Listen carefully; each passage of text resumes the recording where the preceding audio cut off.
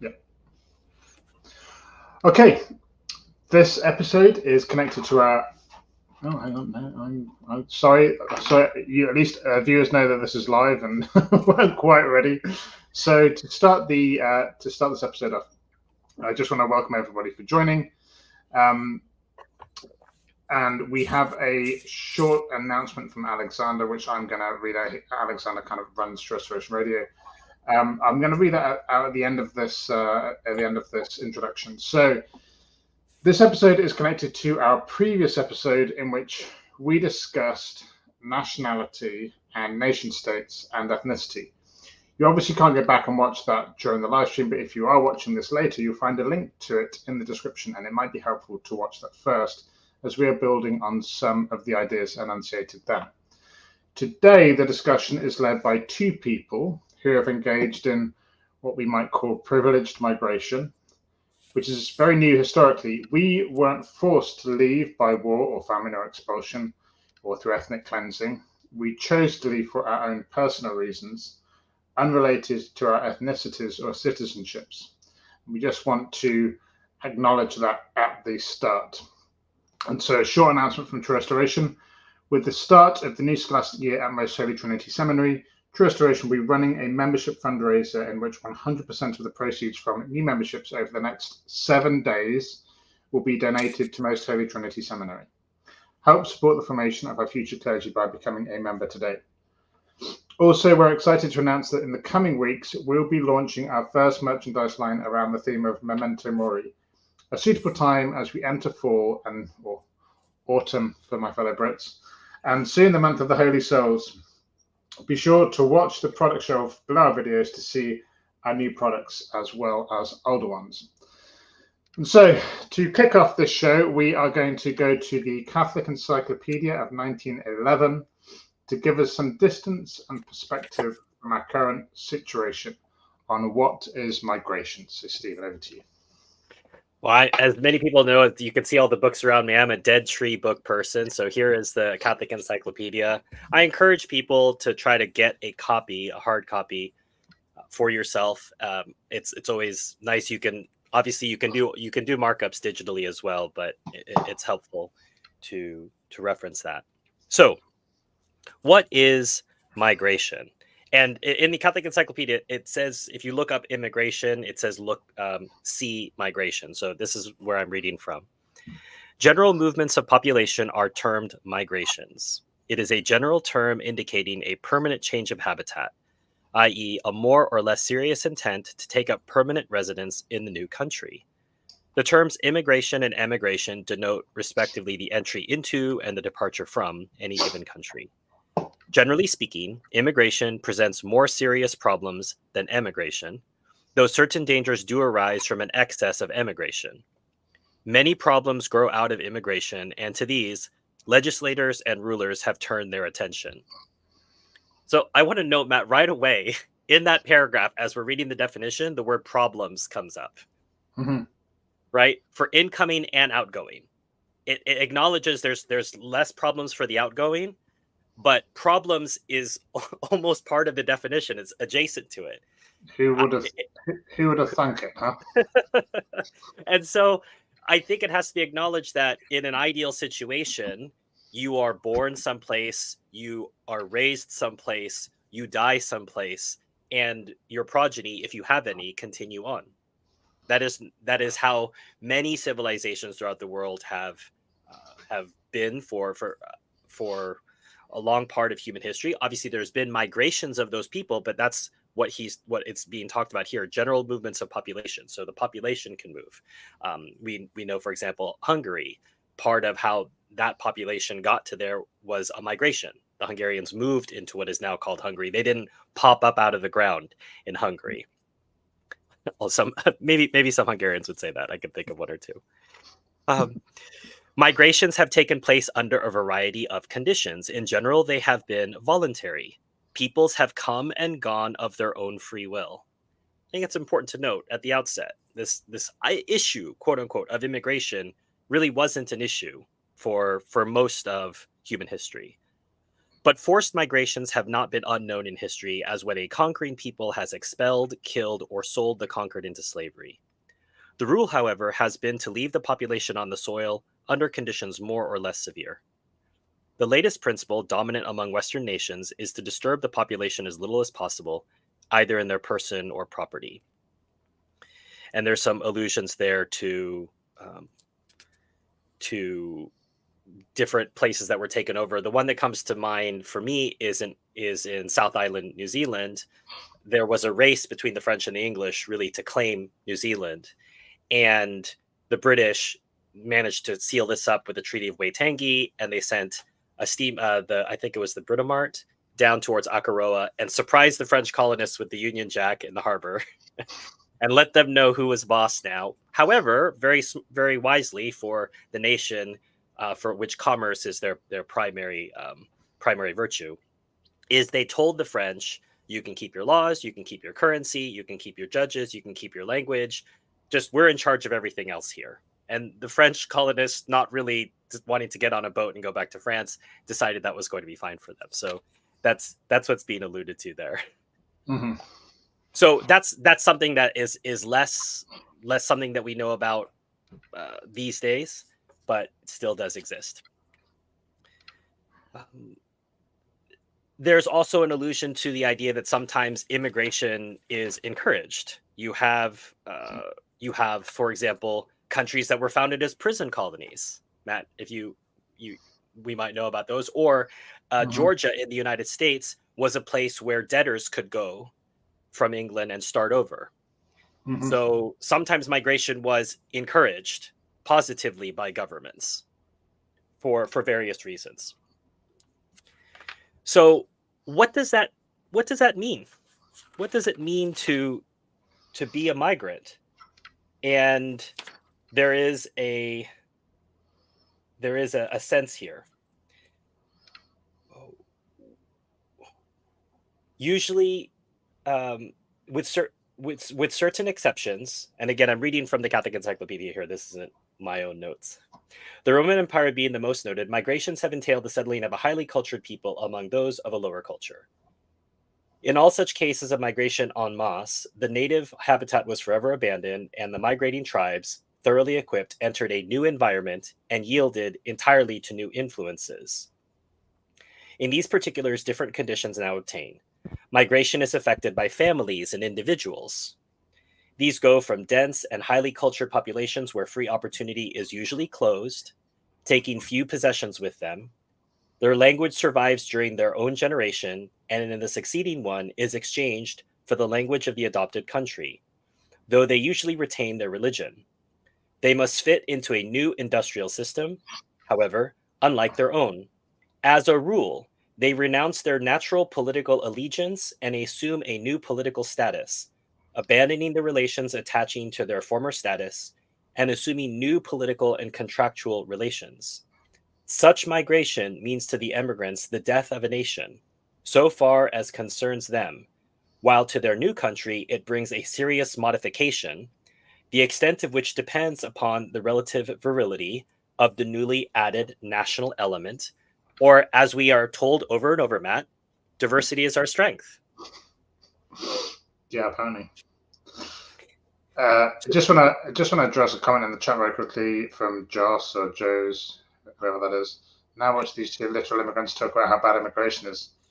Yes, we have acknowledged that we are immigrants at the start of this, and maybe having both experienced immigration and what it's actually like, and we can probably provide a more nuanced view on the benefits and the drawbacks of immigration, because it's not all a one-way street. I'm not going to tell you immigration's terrible, and I'm not going to tell you it's the best thing ever. There are only trade-offs in life, not silver bullets. So we'll discuss that.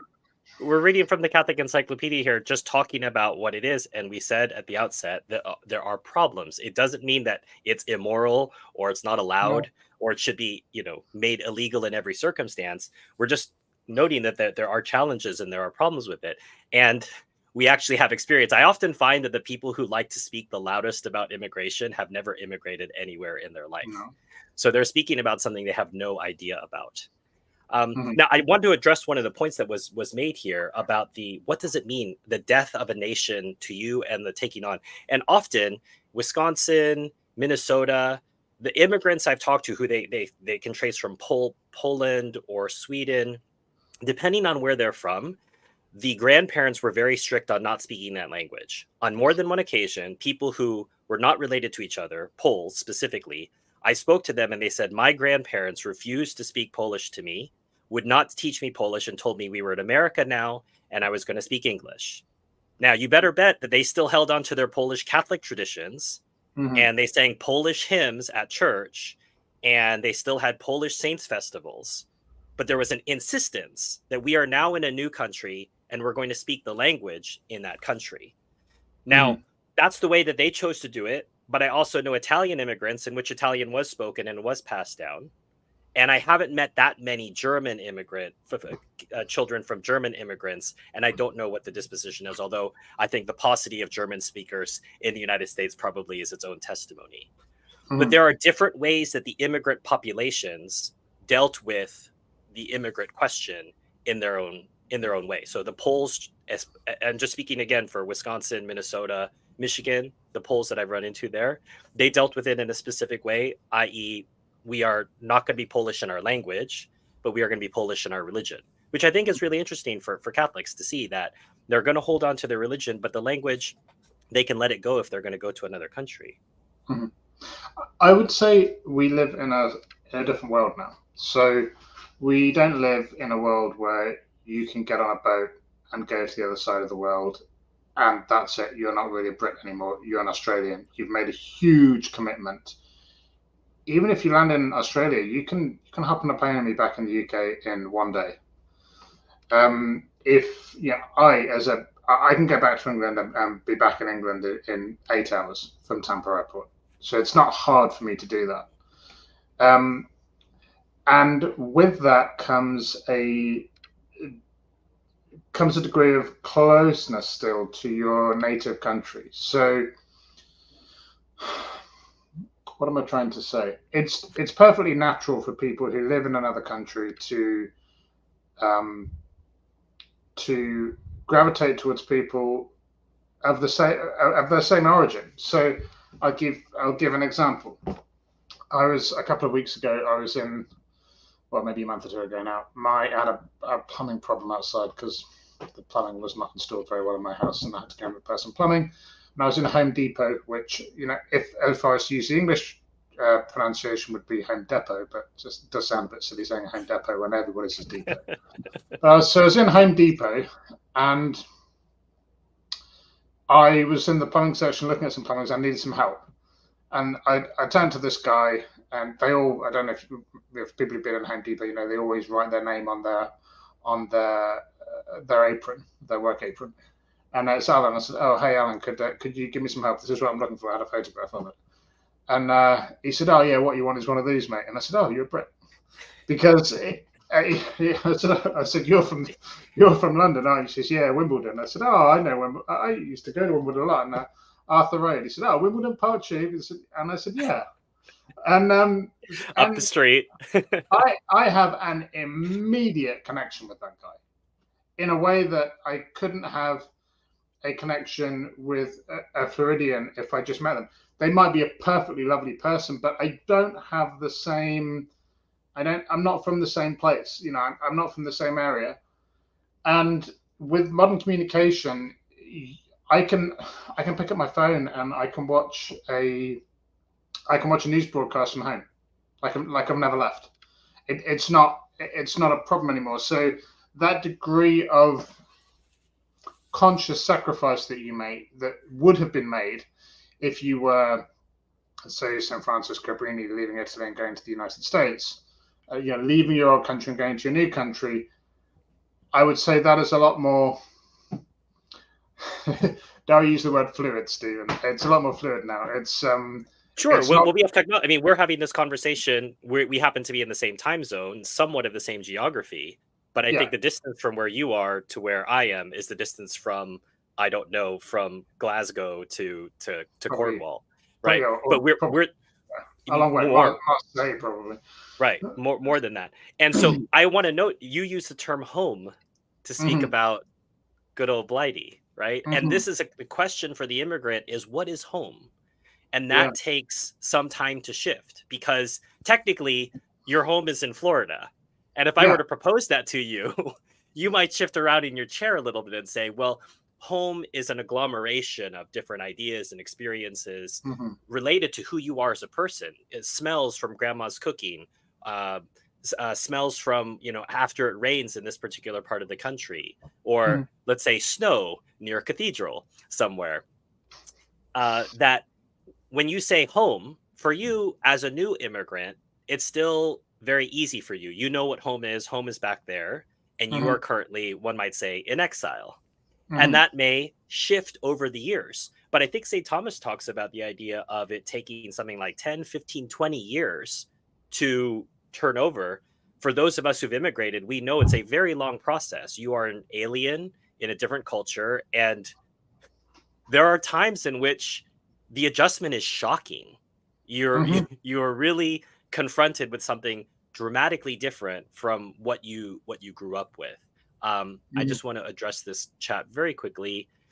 German immigrants had no issue with passing down the German language. It was not until World War I and World War II that there was a cultural push to Americanize owing to wartime attitudes against Germany. Yes, that's true. I have a big connection to St. Louis. In fact, the St. Louis flag is behind me there. That some of the most popular newspapers in St. Louis, I think, even into the mid 1800s, were German newspapers, printed in German.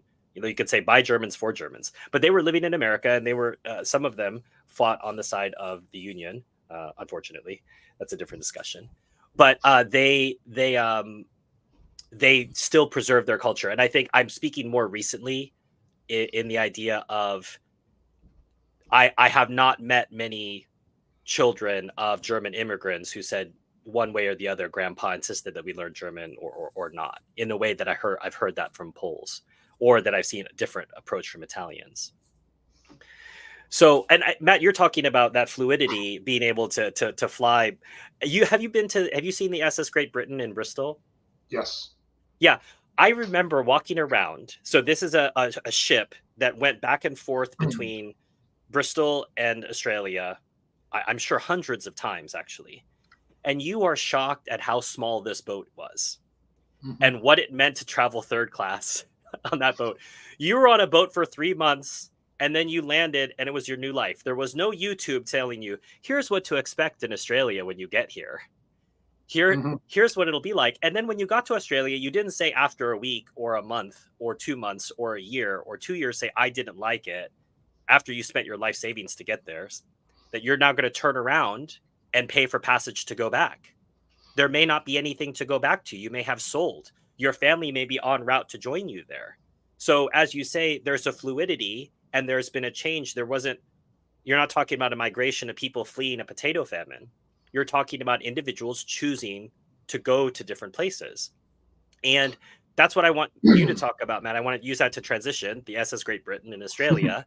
Once upon a time, you were considering migrating to Australia, and people who don't know you might have to fill them in a little bit. And I wanted to know, in the interest of this program, what was going through your mind as you weighed up the pros and cons of this move to what many would argue is a sister culture, or even closer.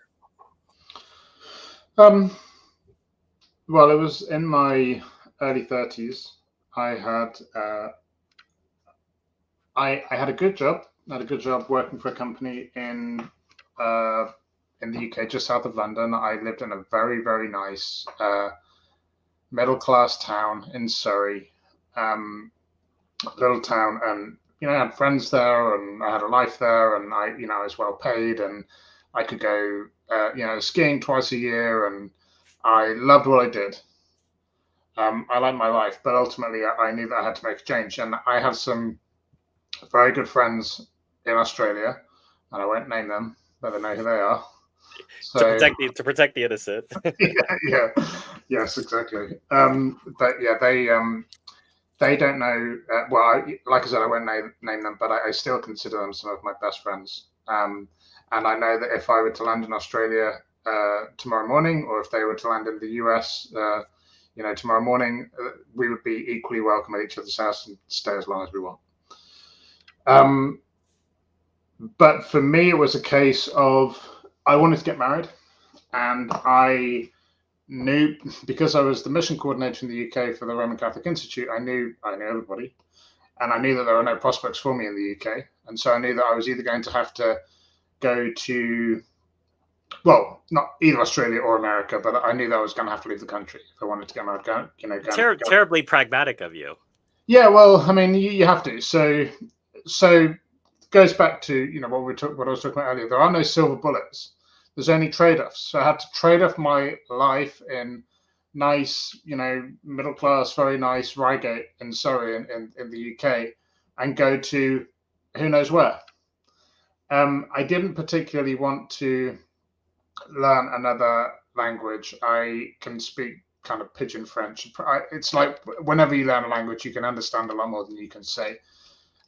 But I didn't want to move to France, not because I've got anything against the French. I really genuinely haven't. I joke about it, but I really genuinely haven't.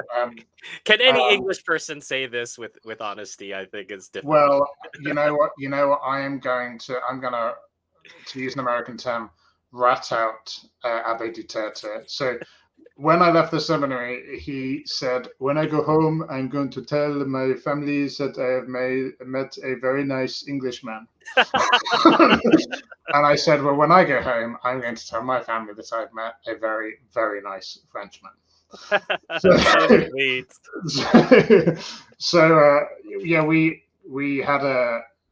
We had an argument back and forth. Well, not an argument. We had a jostle back and forth across the dinner table one time when in the seminary about Saint Joan of Arc. And, you have to venerate her as a saint. I said, well, you handed her over. You handed her over to be burned. It doesn't exactly cover you in glory.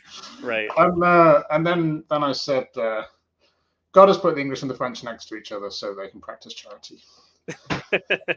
So, but no, I really don't have any. And France is an absolutely beautiful country, and I didn't particularly fancy moving to Italy, which would be the next kind of obvious place to move to. Even though I have a very, very good Italian friend who I haven't spoken to for years, and if he watches this, you know who you are, and I hope you're doing very well. And we should catch up sometime. So call it kind of what would you call it? I would call it a kind of nihilism in a way. Like, it doesn't really matter where you go. Insofar as you wanted to find a Catholic candidate for marriage, and wherever that candidate was who spoke your language, you were willing to go.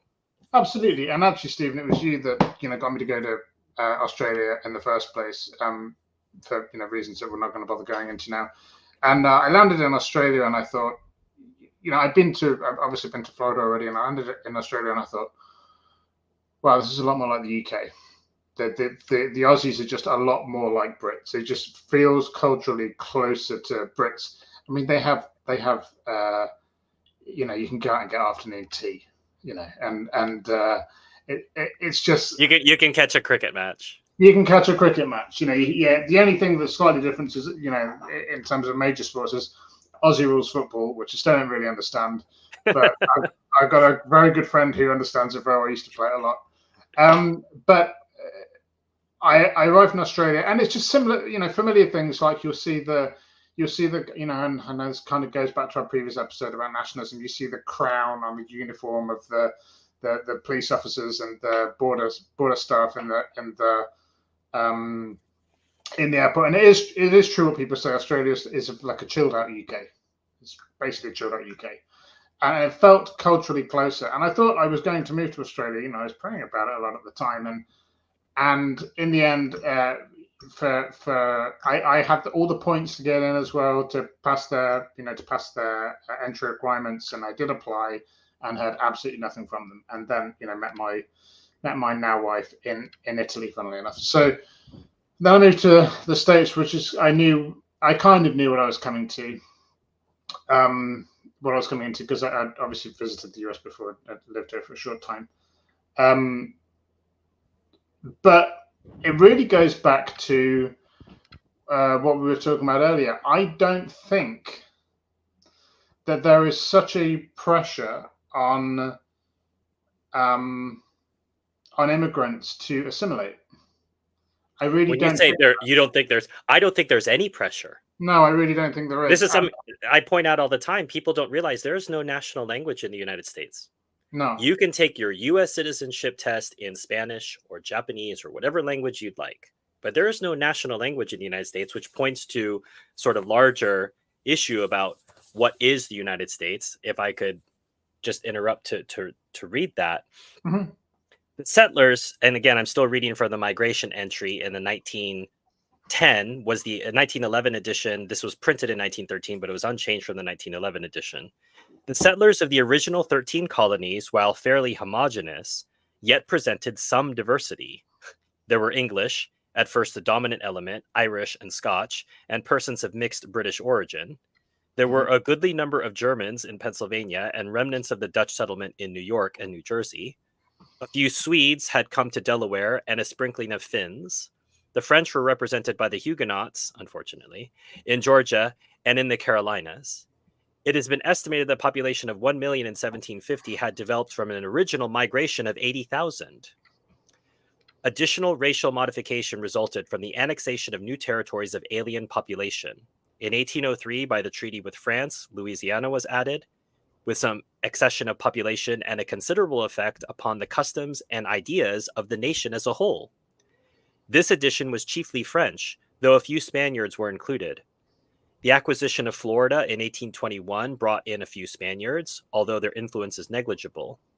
The enlargement westward from 1845, when Texas was admitted, till 1848, when the Mexican Treaty added an extensive cession, brought a number of Spaniards, Mexicans, and half-breeds. Following upon the Spanish War of 1898, which resulted in an accession of nearly 8 million of alien, mainly Far Eastern races, the extension of American dominion into the Pacific has vastly complicated the problem of nationalization, at the same time rendering more difficult the control of immigration from the Orient. It's almost as if becoming an empire makes things more complicated, as if we don't have examples from the Persians and the Romans and everyone else who tried ahead of time. But I would note that the text notes that already in 1848, with following Louisiana Purchase, the Mexican Cession, there is a real question about what it means to be American, Well, right? so What does that mean? Does it mean that I'm from Mexico? Does it mean I'm from France, from the Louisiana Purchase? Does it mean I'm part of the original 13 colonies? That idea of what does it mean to be American may have been situated at some point, but already here in 1848, the answer would have changed, right? If I knew what an American was prior to the Mexican Cession, well, when this whole part of the country now becomes included, now the definition is necessarily going to change. And as you've noted, sometimes people resist assimilation. So, just to address the next comment in the chat while we're talking about it, it seems scandalous for a son of St. George to reject the paradise of the prison colony for the temptations of the Yankee Rebellion. Well, I don't know who you are, but that's very funny. If you could, I don't know, if you could message me on Twitter and identify, if you know who I am, I may not know, we may not know each other, but that is very funny. But to address that, I couldn't get into Australia, even having all the qualifications and all the points on the system, which is legendarily difficult to get into. The state of Victoria just never called me back. And I had been praying. What I discovered, what I figured out was you can pray very hard for something, and it can feel very, very difficult. And then when I changed my prayer to it doesn't look like Australia, like whatever your decision is, Lord, then I met my now wife. So sometimes you should pray very intently for something, and then other times you should just abandon yourself to God's will. So now I didn't reject the paradise of the prison colony. The paradise of the prison colony rejected me. I love the idea of the prison colony rejecting an applicant, but I think that just shows you how far Australia has come, right? That it went from a prison colony to, whether they like it or not, the America of Asia, where Indians came and Greeks. I think the second largest Greek population outside of Athens is in Melbourne.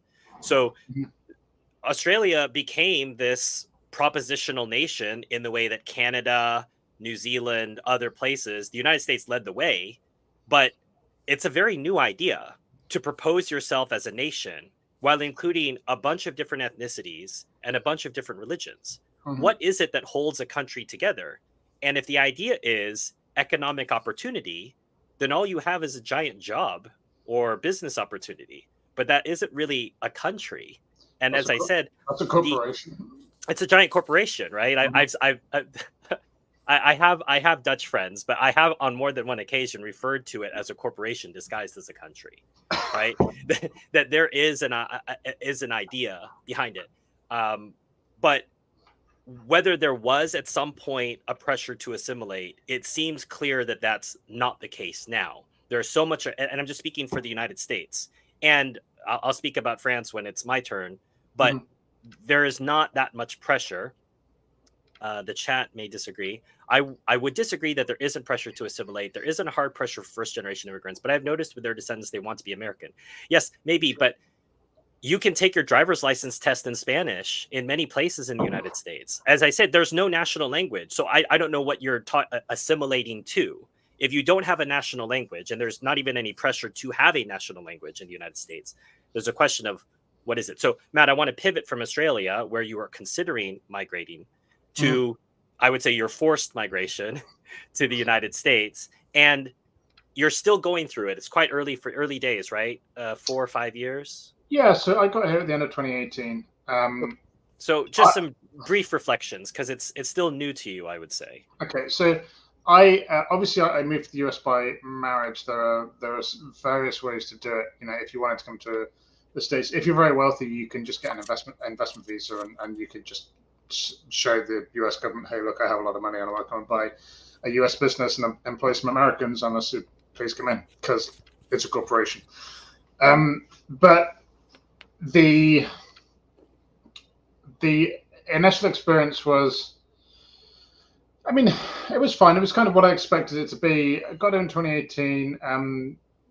You know, like I said, by marriage, there are things you have to go through spouse visas, or there are a special engagement visa. We did it via a lawyer, because it's just a lot quicker and easier if you go to your immigration interview and you have a lawyer sitting behind you. You don't get any trouble. The other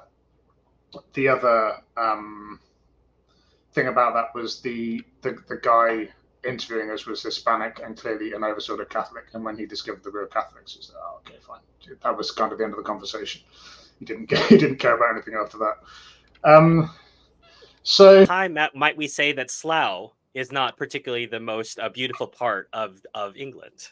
Yeah, you know, if I were to say go and see England, I wouldn't recommend Bracknell. Right? So there are parts of every country that's like North Carolina is absolutely beautiful. Utah, well, probably not right now. Poor people up there. Please keep them in your prayers. But Utah, you know, we went skiing there last year. It was absolutely beautiful. Colorado, horribly liberal state, absolutely beautiful mountains. So it's just, there are parts of England that are ugly too. The Humber estuary isn't exactly, you know, wow. But that's kind of thing. It doesn't take anything away from the people. Americans are very, very industrious, very, very generally very, very welcoming. Very, very friendly, and you know, and I like Americans generally. And the same thing for the UK. You know, Brits are generally welcoming and generally friendly. Some of them I don't like. But there are parts of living in America that are some things are just baffling, and then some things are, you know, baffling in the sense of why do you do things like that.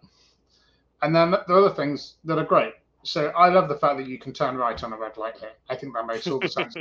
Common sense. Yeah, I think that makes all the sense in the world. However, stop signs are a bit silly. So in the UK, we have give way signs, and that's like a yield sign here. It means you can kind of keep going, but just keep your Well, wits and there's about a you. lot more. There's a lot more rotaries because it's older, Yeah, which is yeah. So a much more sensible way to move out traffic. But that's urban design, different discussion. yeah, so we have a lot more roundabouts. You have intersections, um, and then obviously there's the whole language thing, which I won't go into. And then there's things like the banking system. The bank. I'm sorry, Americans, and I'm sure most of you, the people listening to this, probably are American. I'm just going to break it to you. The banking system here is awful. It's absolutely dreadful.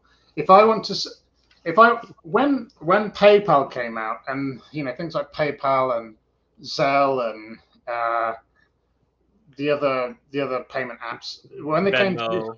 Venmo, that's it.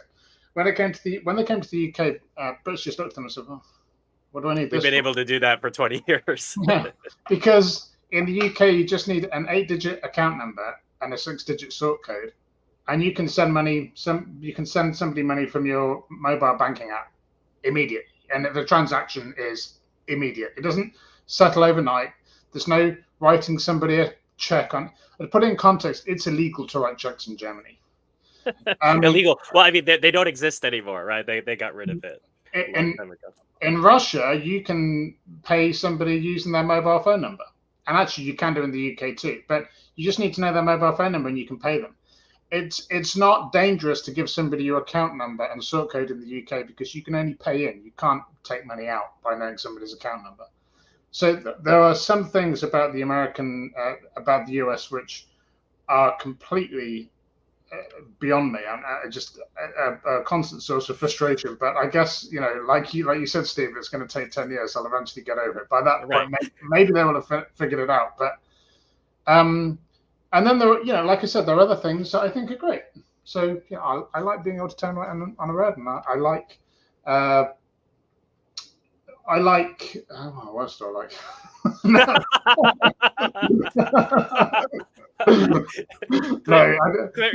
Clearly, this is a live episode. Matt didn't write No, down all of his. I don't. No, I can give you another good example. I like the law enforcement here. You might think, you may or may not, I don't know, but some Americans may think the law enforcement are terrible here. That's probably because you haven't encountered British police. And also, Matt, I would argue it's a state by state issue in America, right? It could well be, but in Florida, all of the encounters that I've ever had, well, I've only ever had one. I got pulled over for going like 3 or 4 miles over the limit on Spring Lake Highway, past a load of cyclists with a Hernando County sheriff behind me.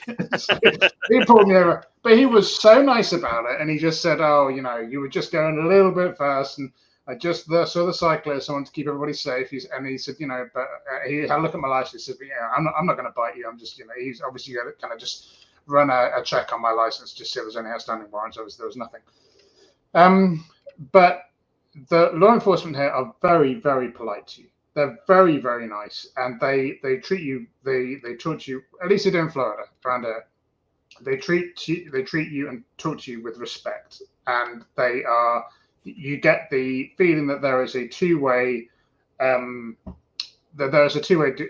degree of respect going back and forth. You do not get that from police in the UK, and from what I've heard in Australia, you certainly don't get that from Australian police either.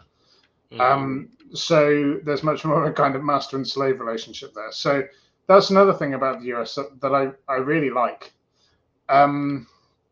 So no, there are. It's trade-offs. You have to remember that you're in a different country, and we've already talked about the pressure to assimilate. I personally, and it's my personal decision, and I'm not saying that anybody else has to do this, I will never take US citizenship. And we will get to this in the second part of the program. And we'll get that, despite the fact that I do like things about the US. I like things about living in America. Despite some of those things that I find absolutely maddening. If I wasn't really happy here, I would have left.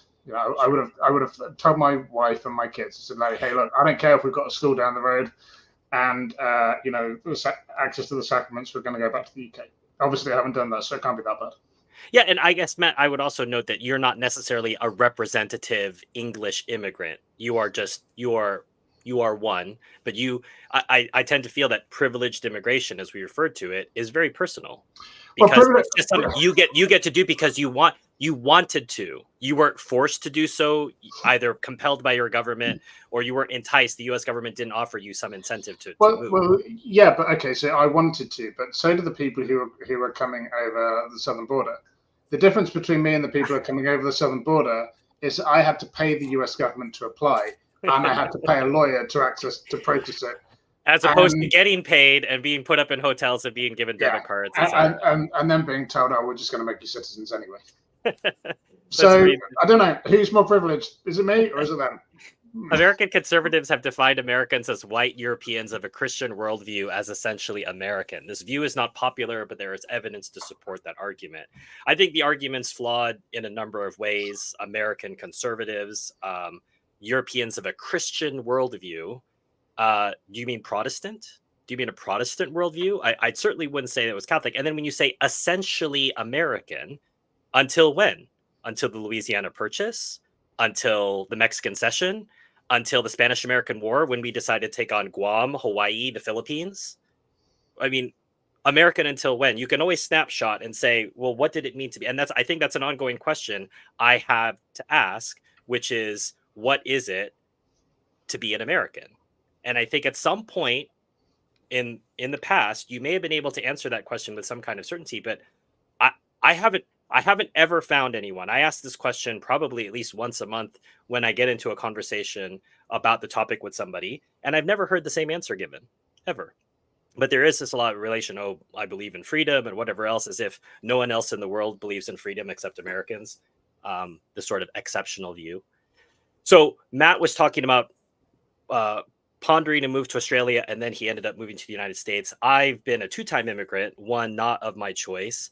The movement from Singapore, where I was born, and I spent the first 9 years of my life, to the United States. This was part of a plan. My father had told my mother that at some point he would like to raise his children in America. Would she be okay with that? That was part of their agreement, their discussions for getting married. And I'm sure it was for Matt as well, about where are you going to raise your children, where are you going to live. And so my father told my mother at some point we were going to move, which is not something that Asians do. Asians do not marry outside their race. They do not marry outside their religion. And they certainly don't leave the country. And my mom managed to do the trifecta. Right? She married outside of her race. She married outside of her religion, although she didn't convert to Catholicism until a couple years after they were married for her own reasons. And then she left. And if you still look at my mother's family tree, I go to Singapore fairly often, usually once a year at least. All of my cousins, my family tree going from my maternal grandmother, not one of them has married outside their race, and not one of them has left. My mother is a huge exception in the family tree. So coming to America was somewhat prepped by the fact that I'd gone to American schools when I was in Singapore. I don't know what I sounded like when I was 5 or 6 years old before I started going to an American school. Did I have a slight Singapore accent? We didn't have video phones back then, so there was no documentation of me. I would have loved to be able. I envy children these days where they're able to see all of their growth of their childhood, and they can look back and say, "Oh, that's what I was like at 3 or 4." And Matt, you and I didn't grow up in such an era, but this accent that I have now started early on when I attended an American school in Singapore, and then it continued on as I lived in America for most of my life. And then I sold a company in 2012 and I moved to France in 2013. And I spent 10 years in France and I loved every single minute of it. And I am currently in the late stages of my application for French citizenship. And that's a different discussion. But I want to roll back to what did it mean for me to go to France and what did it mean to be an immigrant? Now, I didn't go for a wife that I was marrying as Matt did. And so there was a real purpose behind Matt's immigration. For me, I was pursuing something that I had idealized in my mind for many years. Wouldn't it be great to live in Europe? I had visited Europe and I thought, well, I can get a visa for a year and see how it goes. And I told everybody, I'm going to go for a year and see how it goes. And that turned into a decade. And it fitted me like a glove. And there are immigrants who will tell you they've gone someplace that they never they didn't realize they were so connected in a certain way. And there are parts of France and elements of French culture that fit me like a glove. And I didn't know that about myself until I was there and living it. And there are parts of French culture which I 100% reject. And part of the immigrant experience is the use of we versus they, right? In the same way that you might, when you watch your football team, it's they when they lose and it's we when we win, right? Or soccer as they call it in the United States, that if there are things that you like about the culture you're immigrating to, you might use the term we.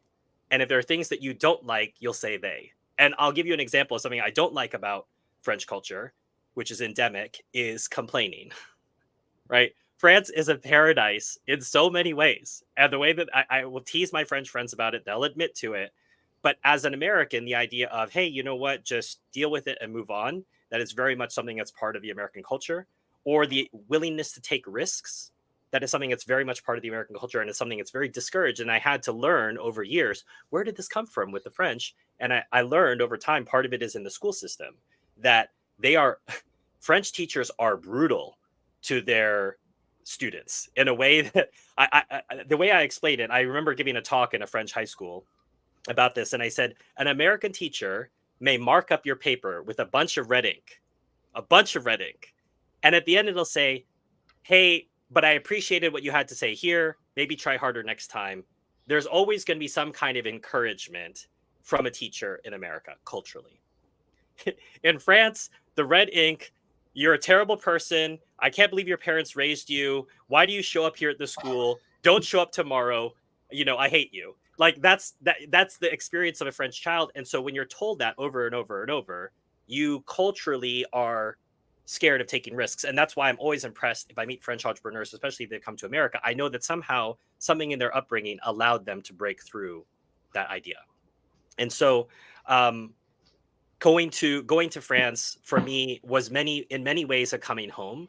And I wonder, Matt, if that wasn't because so much of Catholicism is tied to Europe, and that Mm-hmm. so many of the things that I love about our religion and our faith flowered in Europe. They didn't necessarily come from Europe because they came from Christianity, they came from the faith, but they developed. Let's say, for example, my love of architecture or art or history, or the way that the faith was defended from attacks from the Muslims, whether it's Lepanto, whether it's Belgrade, whether it's Hungary or Vienna, wherever it was, or the Reconquista. Those things, when you're back in Europe and you're surrounded by that, and you and I have traveled in Europe together, Mm-hmm. it's a home feeling. And at the height of Christendom, it was a giant borderless idea. You could freely migrate if you wanted to. Most Yep. people didn't want to. They enjoyed living where they were and speaking the language that they spoke. But the idea of nationality, citizenship, as I think Corey is pointing out here, citizenship sounds like a Napoleonic concept. I don't understand how the modern English Parliament has adopted such a French concept. Yeah, so we're going to come on to that. Citizenship is very much something tied to the modern nation state, and something that's part of the legal world order that we're in now, where we have borders and we have visas and we have passports. That is all from Napoleon, 100%. Um, but I just wanted to say, sometimes immigration can be an all in concept. I was all in into moving to France, and that was something that I loved, and I will always carry part of France in me. And so, moving on to citizenship, um, that is something that is related to how we are today. So, if we're speaking in those terms, it isn't because we're necessarily embracing the concepts and say, "Oh, I really love the Napoleonic system of things." It's just that that's how it is.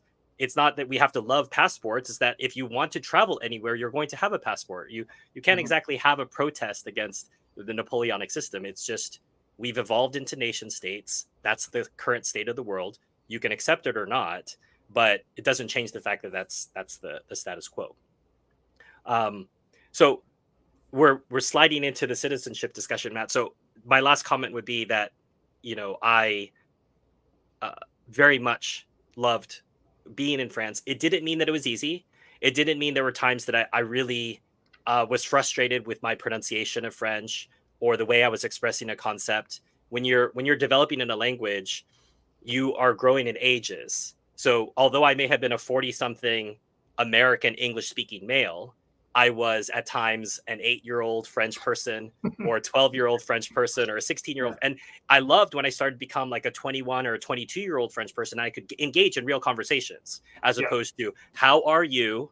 I am Mhm. fine. How was your day? It was great. I am Yeah. going to the market to buy apples.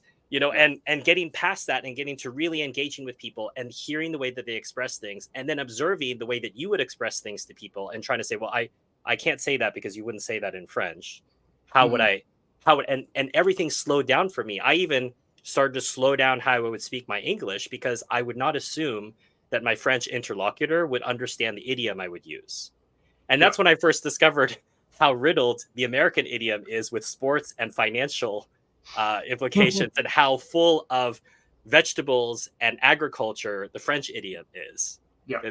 That's such an old farm based country that it still perseveres in the language. The number of ways that you can refer to turnips and potatoes and apples in daily speech is hilarious. Yeah, I mean, I would also point out that you will certainly have experienced this, and I experienced it in the same country. I spent 3 months in France at when I was in my SSPX days.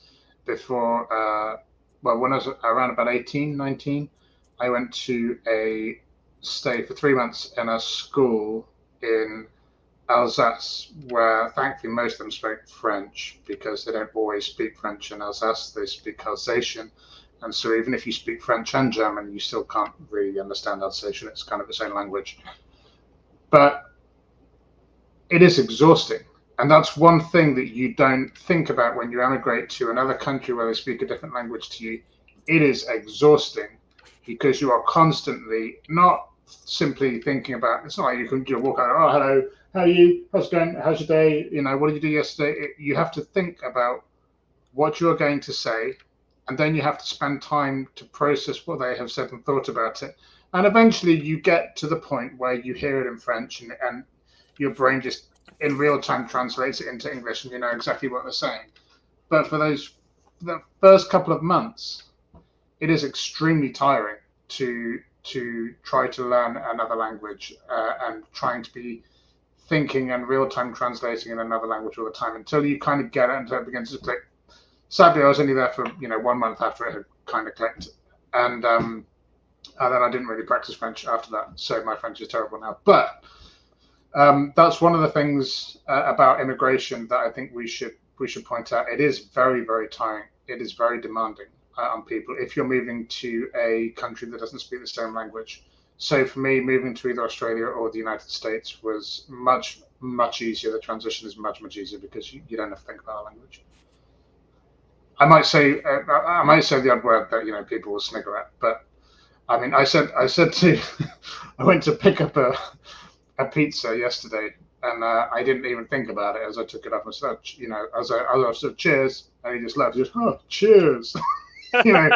So I don't think about it, and people will laugh about it, but and then I'll just say, oh yeah, sorry, cheers, yeah, you know why I said that, and it's just a joke. But if you are if you're communicating in a different language that you're not familiar with, that gets very, very tiring very, very quickly. I don't know how you felt, Stephen, but at the end of every day, initially, you are really tired because you've been thinking so hard all day. Well, sure. And I tell people all the time that in a foreign language, there's a tipping point or an inflection point between afraid and not afraid, right? Yeah, I'm afraid to open my mouth in public because I'll be ridiculed.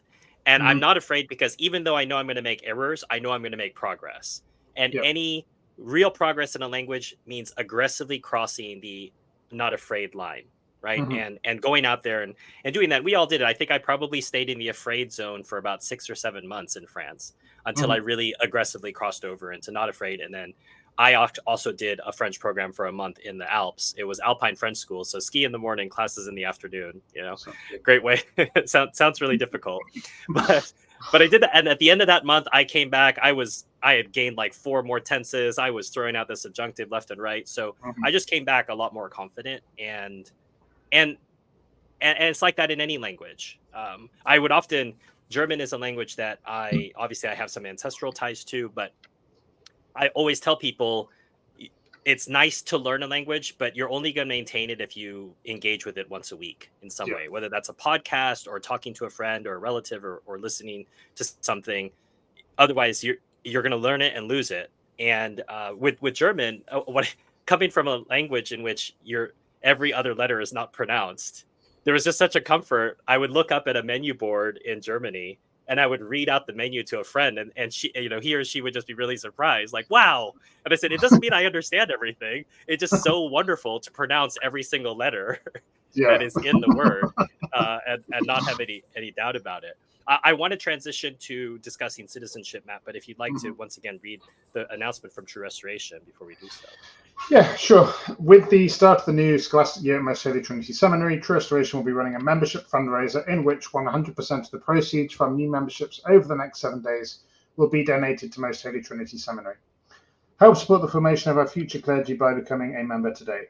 Also, we're excited to announce that in the coming weeks, we will be launching our first merchandise line around the theme of Memento Mori, a suitable time as we enter autumn and soon the month of the Holy Souls. Be sure to watch the product shelf below our videos to see our new products as well as older ones. So, citizenship, Matt, what does that mean to you when you hear it? If we concede Corey's point that it's a Napoleonic concept, it's not really an old concept. People belong to a tribe or they belong to a nation, but being a quote unquote citizen is fairly new. But if we accept that we live in this construct now, what does that mean to you? It's one of those words that you kind of think you know what it means until you think about it. Well, what does that actually mean? So my citizenship is of Great Britain. In fact, actually, I have my passport right here. So well, but it's gonna say it's gonna refer to that part of Great Britain, isn't it? You can just exclude that when you read the title.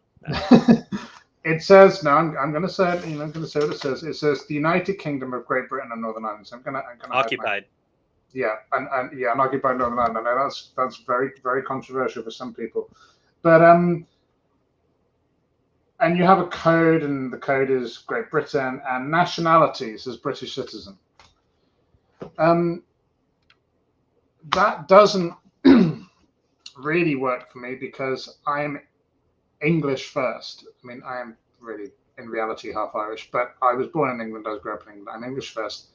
Then I'm British, which means I have an affinity with, a common shared language. Well, maybe not even a shared language with Wales, where all the road signs have to be in Welsh too. But a shared language, a shared understanding, shared government, basically, from Whitehall or Westminster, with people in Wales and people in Scotland and people in Northern Ireland. Now, to put that into context of the US, there are I haven't watched that. I haven't watched the movie. I don't know what it's called, but there was a movie recently released called Civil War, and I saw the trailer of it at least, and a character in that was holding a rifle, and he was saying, oh, you're an American, yeah, but what kind of American are you? And clearly he was meant to be, the white nationalist Nazi guy who hates everybody and exists only in the worst nightmares of New York Times journalists. And so to put it into context, why would I bring that up? Because for Americans, I always say to Floridians that I meet, I said, look, you may think I sound like this, and you may think, oh, this guy's a snooty Brit or whatever. But I said, I truly have more in common with a guy noodling catfish in Louisiana than I do with urban liberals in New York. And the same applies in the UK. The UK is very much divided along the same kind of lines as the kind of more rural people who live in little villages, little towns and villages in Middle England, and then there's people who live in London. And people who live in London or Birmingham or even Edinburgh to some extent, although Edinburgh's not quite that bad, but definitely London and Birmingham. These kind of more urban focused people who are not really sure where meat comes from. They just know it comes from packets from the supermarket. So there's a very big divide. So what is citizenship really telling you about somebody? It doesn't really tell you a whole lot. What kind of American are you? Isn't there the meme is I was born in England, that makes me English, right? Yeah, And it has, someone who doesn't quote unquote look English. But yes. You and I discussed this, I think, in the last program where people were calling in to LBC or some other radio talk show in England, and they said, well, Rishi Sunak, he's not really British or something like that. And I thought, well, was India not part of the empire? Did I miss a memo somewhere? Yeah, you could say he's not English. You could say he's not English, but you can't say that he's not British. Yeah. I mean, that's crazy. Rishi Sunak is not English. He is British. David Lammy is not English. He is British. Well, no, I won't. No, actually, what I can say, because we're kind of talking about the same thing. So I can say what I like about British politicians. David Lammy is also crazy. I won't say anything bad about American politicians from either side publicly. Obviously, I have my private views, but this comes from being an immigrant. And let me explain what I mean about this. So I am a British citizen. I am not an American citizen. You are a guest in the United States. I am a guest in the United States, and I've always regarded myself as such. And if you are invited to a party, you don't turn up, start criticizing the people who are running the party, and then leave. That is extremely rude. Or actually, worse than leave, just sit there and constantly spout up about who's running the party and never leave. Well, if you don't like the party, you can leave. Right. So again, part of my citizenship, because I'm a British citizen and because I'm a guest who's immigrated into this country, I will not vote in this country, rightly so, by the laws of the United States, because I'm not a citizen. I should not be allowed to vote, and quite rightly so. I totally agree with that.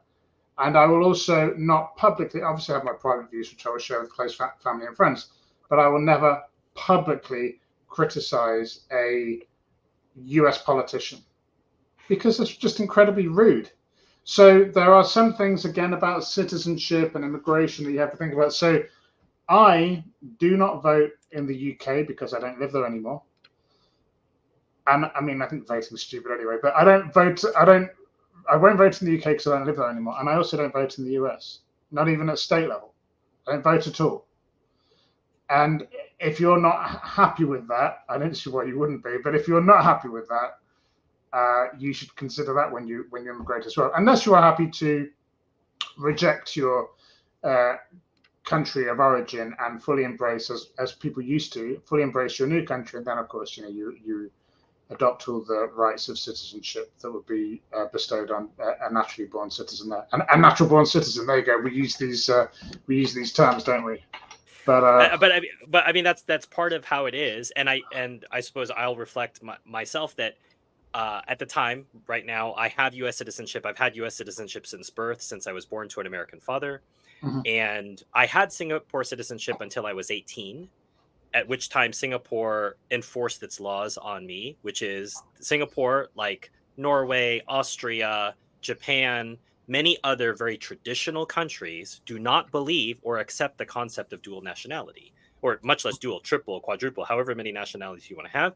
And they said you can either renounce your US citizenship or renounce your Singapore citizenship. And I know you're 18, but you need to make a choice that will affect you for the rest of your life. But keep in mind, I'm an 18-year-old at this point. I've lived in America for 9 years. So it was always part of who I was as a person. But that would mean that I would have to become an alien in America.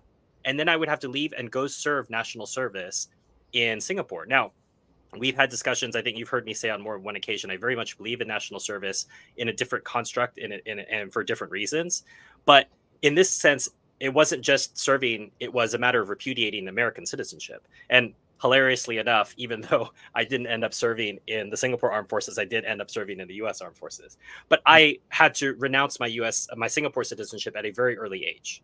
Now, whereas now I'm in the late stages of my French application, and if I do receive French nationality, I've often said to people, getting a piece of paper does not make me French overnight. No. Like, oh, I am now a French person. It just means that it just recognizes, as we've talked about, this idea of nationality, citizenship, that I am affiliated with the French people in some way. But it doesn't suddenly turn me French. There's a lot of people who think that. And I think that goes back to the idea of a propositional nation. They think that because America, Canada, Australia, New Zealand have put out this idea that you are something because you were born there or you live there. So why are you Australian? Well, because I was born here and I lived here. Why are you English? Because I was born here and I lived here. Why are you American? Because I was born here and I lived here. But that is a new idea and a new concept. And so that idea of my becoming French, there are parts of me that I will carry with me for the rest of my life that are integrally part of being French. There are parts of me that are very American. Mhm. But those parts live, and that's a conversation we alluded to last time, from the beginning for someone who comes from two different worlds, having a Chinese mother and an American father. And so I guess the question, I pursued French nationality, Matt.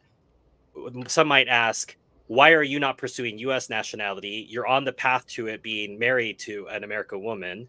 It's the greatest country ever, made by God, as some people would argue. Why aren't you pursuing U.S. nationality? Why would I not pursue nationality for not only the best country that does exist, but the best country that will ever exist? For those of you watching the stream that don't know us, we're not being serious. Very quickly, could you just expand on magic soil theory while I go through the next thing that I'm going to explain? I'm not sure what that means. I don't know what magic soil theory is either. So is that like vampires who have to sleep on soil? Right. The reason I will not be pursuing US citizenship, and I'm not the only person I know who lives in the US who will not pursue US citizenship for this reason. So it's not unique to me. I know another Catholic gentleman actually who is has the same opinion. It's got nothing to do with it's got nothing to do at all with being a snooty Brit. I'm British and Britain's the best country that could ever exist, and I'll always be British, and I'll have a Union flag hung on my wall, and England, merry old England forever. It's got nothing to do with that. It's to do with the declaration that I would have to take if I were to do so. Now, if you're an American, if you are a natural-born citizen, you are assumed to absorb this by osmosis. You just sign up to all of this simply by being born either in America or at least to American parents overseas. You love this stuff. You have unofficially signed up to it. But I would have to put my hand in the air. I don't think they make you use a Protestant Bible. I certainly would not use a Protestant Bible. I would demand a Douay Rheims if I was going to take this. But I think you just put your hand in the air and you say, you say these words. And so this is why I have a problem. You say, oh yes, yeah.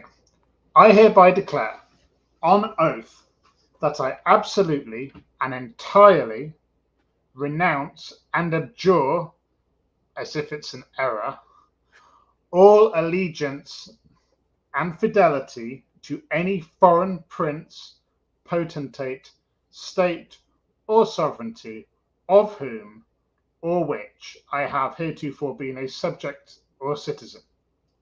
That I will support and defend the Constitution and laws of the United States of America against all enemies, foreign and domestic. That I will bear true faith and allegiance to the same. That I will bear arms on behalf of the United States when required by the law.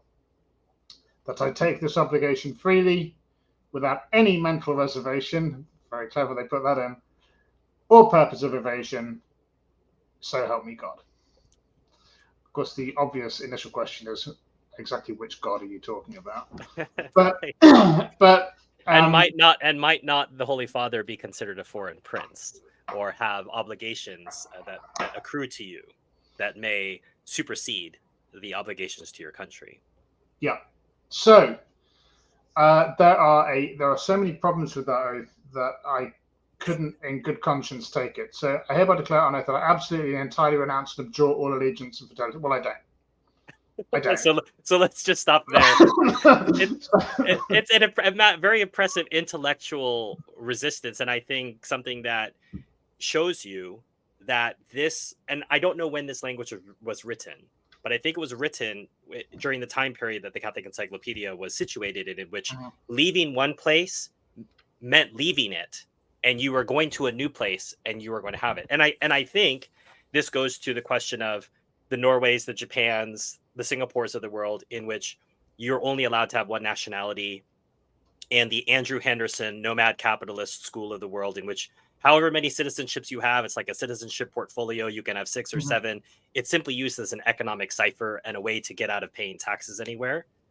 And I do find dual nationality problematic if it comes to conflict. So some might argue, well, Stephen, how are you going to be a French citizen and a US citizen? What if they ever go to war? And I would note that the first treaty ever signed by the United States as a country was with the French. And weirdly or not, we have never been at war with the French. The English have burned the White House to the ground, and yet they're our closest friends, effectively the lapdogs of America.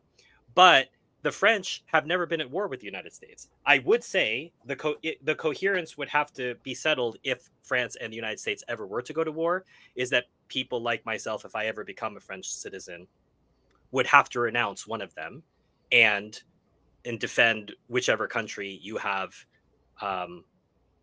become part of. So that, once again, that is a luxury. It didn't used to be that way. And this was one of the reasons Germany, from the time of the Kaiser until the late unpleasantness, shall we say, was very strict about immigration, about who could come and who could go, because for them, there was about military preparedness. And that was really important. And that was something that was really necessary to the state, is making sure that you were able to take care of your country.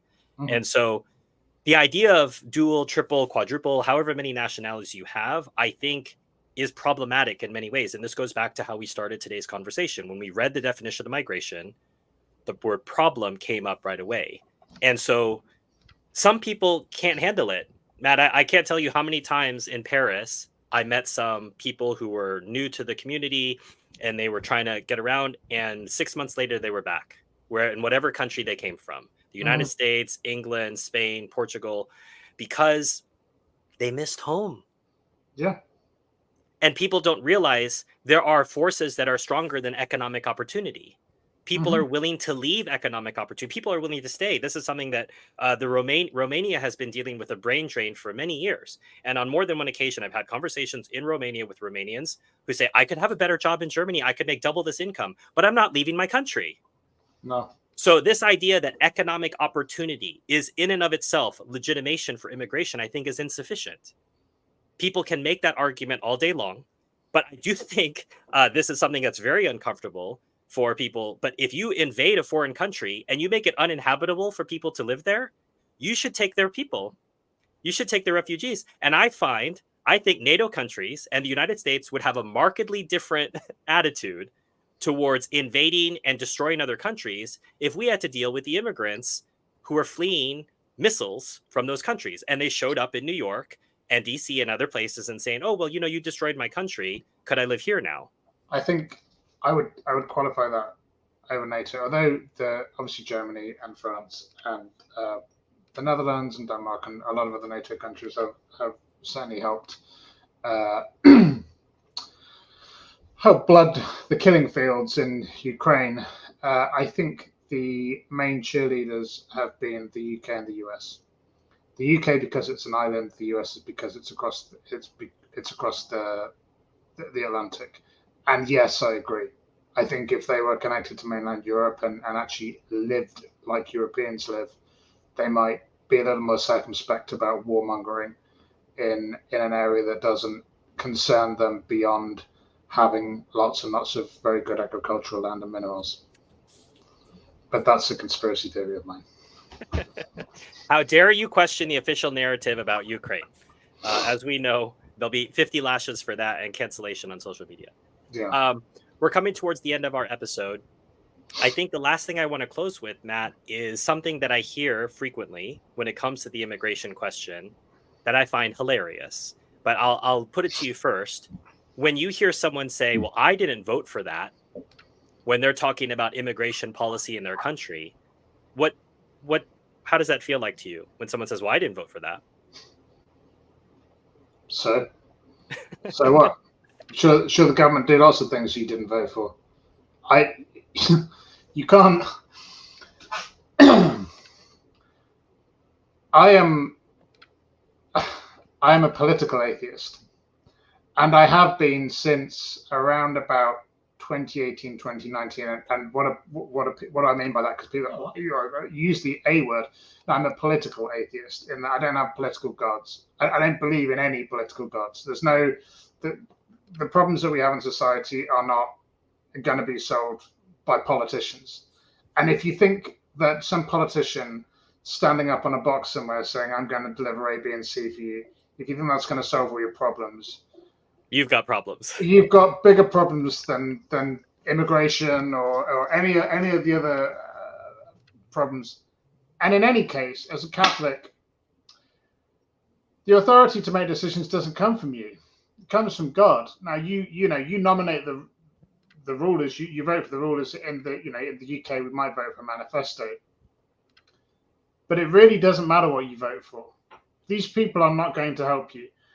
I told Stephen and a couple of other friends, people, when the recent UK election came around, and then Keir Starmer got in and he's behaved like you would expect somebody on the left to behave. And people said, "Well, what do you think about that?" And I just don't think it makes any difference. I mean, it's not gonna solve anything. It's not gonna make anything. It might make things worse, but it's not gonna make anything better.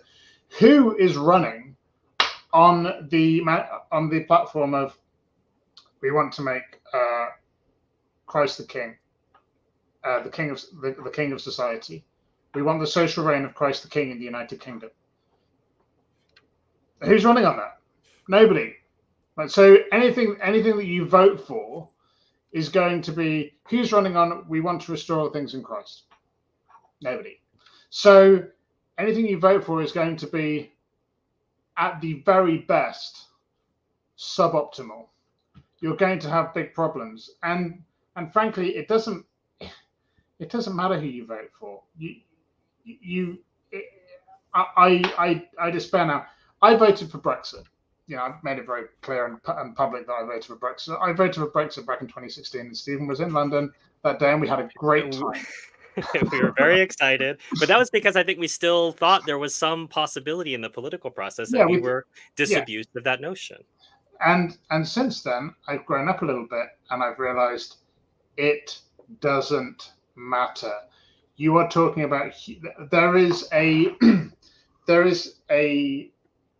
interface between what you want and what will actually happen, and that interface in the middle there is a ambitious, flawed, grasping politician. And so you may say, "I want this over here," but what you cannot say is, I don't think nobody can confidently put that. No Catholic can confidently put their hand in the air and say, "I want this thing over here," and I am 100% confident that this political candidate here is going to be able to deliver that for me. Great. And if you haven't learned that yet, then I'm sorry that you're going to have to go through the disappointment of figuring that out in the future. But it will happen. It'll just take some time. I hadn't heard that expression before, Matt, but I suppose I hadn't thought about the implications of calling myself a political atheist.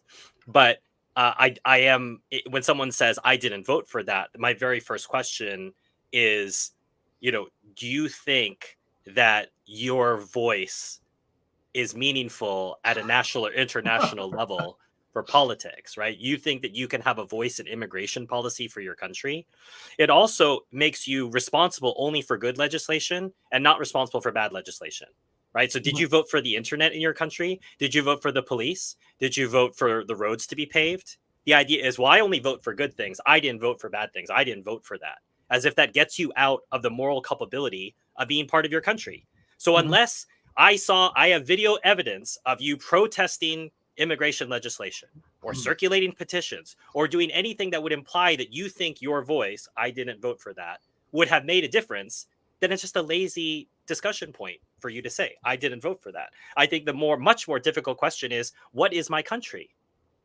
And to be able to deal with that in the here and now, instead of reversing back to some mythical time period, as Corey had alluded to in the chat earlier, oh, well, America had a Christian worldview and it was white. When? When was that? If so, it was Christian worldview is very generous, Protestant at best, mercenary very likely.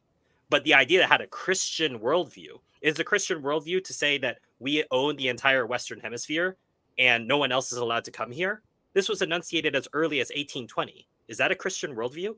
So the idea that view may not be popular, but it's a view. It's not a question of it not being popular. It's not even accurate.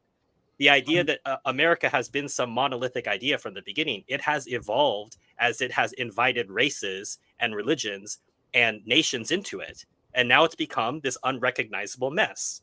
And so people want to know what it means to be an American. And I'm still waiting for an answer to that question. I don't know what it is. And I say that as an American. But I think that might be an uncomfortable place for us to end the stream. But these discussions are ongoing. Matt, and I think there's one last thing I want to note. We had a new member join.